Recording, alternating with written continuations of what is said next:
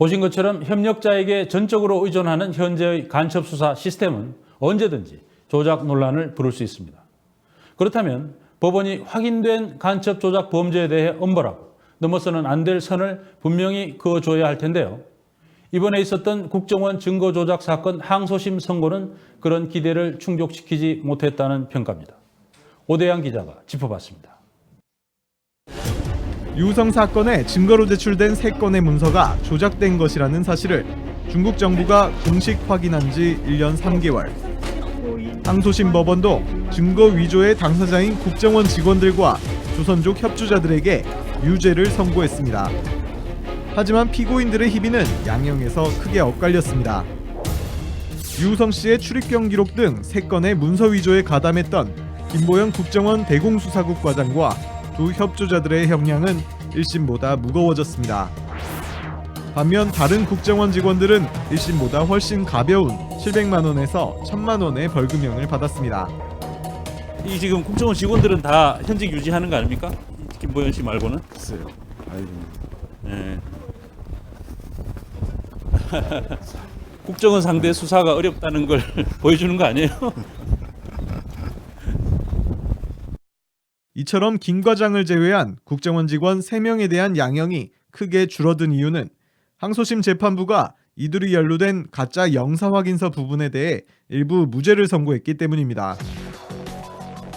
영사 확인서는 증거가 아닌 진술서의 성격을 갖기 때문에 법리상 이들에 대해 모의 증거 위조의 혐의를 적용할 수 없다는 겁니다.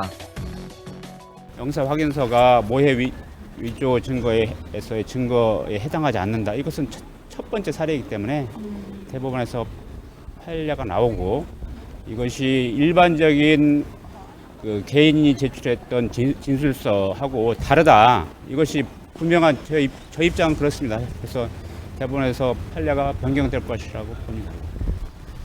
재판 과정에서 이들 국정원 직원들이 증거 조작의 공범 내지 방조자였다는 사실이 드러났음에도 지나치게 가벼운 선고가 내려졌다는 지적도 나옵니다. 일반 국민이 뭐 사문서 위조를 했다라고 하더라도 경미한 범죄라고 하더라도 법원은 집행유예 정도로 선고하거든요. 네.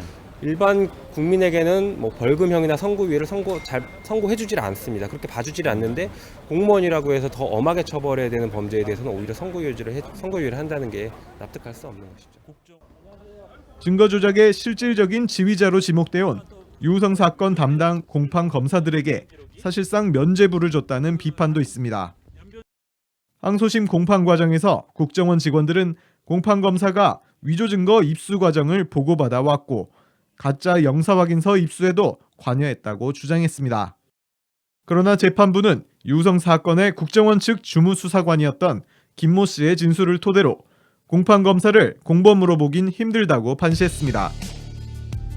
하지만 판결문에 인용된 김 씨 진술 취지는 국정원 직원이나 검사 중 누가 먼저 영사 확인서를 받자고 지시 또는 제안했는지 모르겠다는 것이었습니다.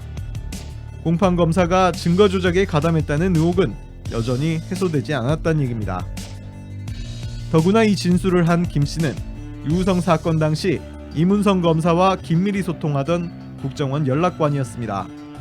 국정원 직원들은 공판 과정에서 검찰이 유성 사건의 핵심 관계인인 김 씨를 함께 기소하지 않은 것은 결국 공판 검사를 일찌감치 기소 대상에서 제외하기 위한 포석이 아니냐는 의혹을 제기하기도 했습니다. 검찰의 어떤 그 책임을 벗어나기 위해서 어떻게 보면 꼬리를 자르는 형식으로 검사를 일단 배제시키니까 그 이후에 국정원에서의 관리 책임자들에 대한 기소 부분이 전혀 누락돼 있는 이런 것이 같습니다.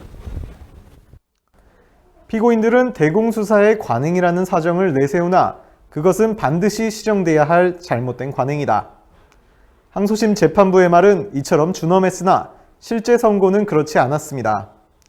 관행이란 이름으로 증거 조작도 서슴지 않은 대공수사. 이를 뿌리 뽑을 수 있을지 여부는 이제 대법원의 판단에 달렸습니다. 뉴스타파 오대양입니다.